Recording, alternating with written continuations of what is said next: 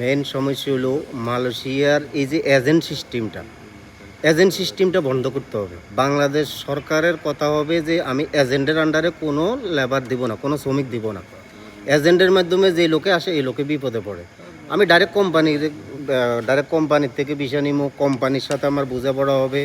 Company আমার কাজ না দিতে পারলে কোম্পানি জবাবদিহি করতে হবে। এজেন্টের মাধ্যমে নিয়ে আসে, এজেন্ট বাস কাজ নাই, কিছু নাই, খানা নাই, রুম নাই। একটা কোম্পানির নামের উপরে ভিসা করি, এজেন্ট শত লোক নিয়ে আসে, আনার পরে এখানে কাজ নাই, রুম নেই, খাওয়া নাই। ওই যে কোম্পানির নামে নিয়ে আসে কোম্পানি নেই।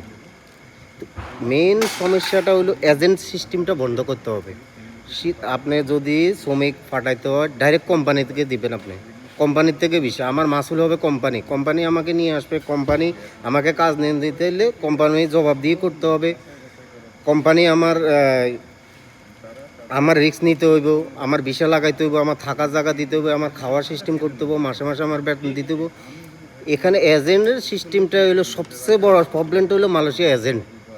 সবচেয়ে বড় সমস্যাটা হলো এজেন্ট লোক নিয়ে আসে, এরপরে একটা কোম্পানি যদিও কাজ দেয়, একটা কোম্পানিতে দেয়, কোম্পানির থেকে 100 টাকা করে হাজিরা নিতেছে, 8 ঘন্টা ডিউটি করাইয়া আর 100 টাকা করে এজেন্ট নিতেছে। আমাকে দিতেছে কত? 50 টাকা। আমি কাজ করতেছি, আমি শ্রম দিতেছি, অথচ আমার অর্ধেক শ্রমের টাকাটা এজেন্ট খাই ফেলতেছে। এটা কোন সিস্টেম? দুনিয়ার কোনো দেশে, আমি আরব দেশে ছিলাম, দুবাইতেও নয়, আরব গালফের মধ্যে আমার মনে হয় এজেন্ট সিস্টেম কোনো জায়গায় আমি দেখিনি। তো এই মালয়েশিয়ায় আমি এজেন্টের কথা শুনি। কি এজেন্ট? আমি কোম্পানিতে যাইতেছি, কোম্পানি আমারে ভিসা দিতেছে, কোম্পানিতে আমি কাজ করব, কোম্পানি আমাকে বেতন দিবে, কোম্পানি আমার মাসুল হবে। কোম্পানিতে আমি যেখানে কাজ করতেছি আমার এখানে কোনো মূল্য নেই, কোনো দামে নাই।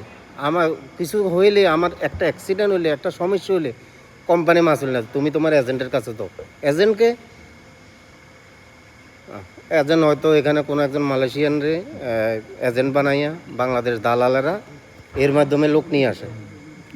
এখানে ভিসাটা লাগাই দেওয়া পর্যন্ত এজেন্টের দায়িত্ব। এরপরে আমি মরে গেলাম, আমি মরে গেলাম, বেতন পাইতেছি, আমি অসুস্থ হয়েছি, আমার সমস্যা, আমার খাওয়া নাই, রুম থাকার জায়গা নাই, এজেন্ট এগুলো জানে না।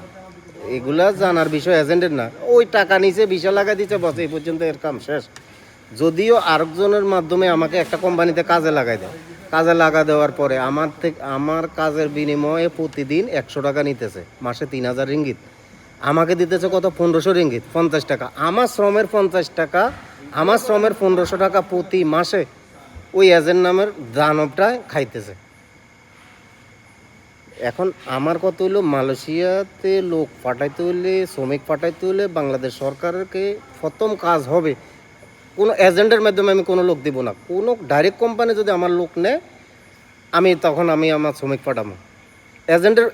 এজেন্টের মাধ্যমে আসি 2023 সালে কলিংয়ে যে লোকগুলো আসছে, যারা ডাইরেক্ট কোম্পানিতে আসছে, তারা সবাই ভালো আছে, সবাই কাজ পাইতেছে, সবাই কাজ করতেছে। আমি ডাইরেক্ট কোম্পানিতে আসছি, আমি ভালো আছি। From the runway to the skies, this is where our aviation story begins. Aircraft, airports, and thrilling journeys all in Bangla for the world. Discover the wonders of aviation, the known, the unknown, and the stories that make the skies come alive. And salute to Bangladesh's remittance warriors, our heroes abroad, keeping the nation moving forward. I am Jolhas Kabir. Welcome to the skies and to the stories that truly matter.